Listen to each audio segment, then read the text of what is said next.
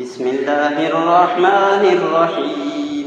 يا أيها الذين آمنوا إن تطيعوا الذين كفروا يردوكم على أعقابكم فتنقلبوا خاسرين، بل الله مولاكم وهو خير الناصرين. سنلقي في قلوب الذين كفروا الرعب بما أشركوا بالله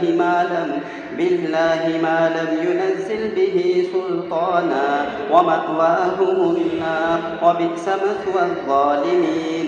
ولقد صدقكم الله وعده إذ تحسونهم بإذنه، حتى إذا فشلتم وتنازعتم في الأمر وعصيتم من بعد ما أراكم ما تحبون، منكم من يريد الدنيا ومنكم من يريد الآخرة، ثم صرفكم عنهم ليبتليكم، ولقد عفا عنكم، والله ذو فضل على المؤمنين.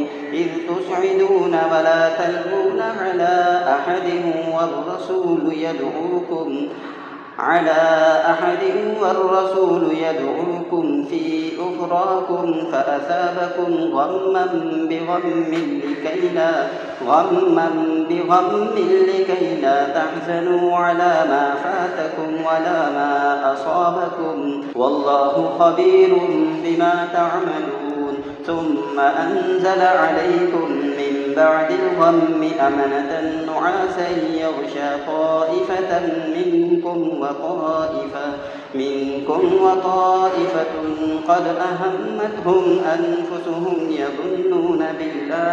يظنون بالله غير الحق ظن الجاهلية، يقولون هل لنا من الأمر من شيء، قل إن الأمر كله لله، يخفون في أنفسهم ما لا يبدون لك، يقولون لو كان لنا من الأمر شيء ما قتلنا هاهنا، قل لو كنتم في بيوتكم لبرز الذين كتب عليهم القتل إلى مضاجعهم، وليبتلي الله ما في صدوركم وليمحص ما في قلوبكم، والله عليم بذات الصدور.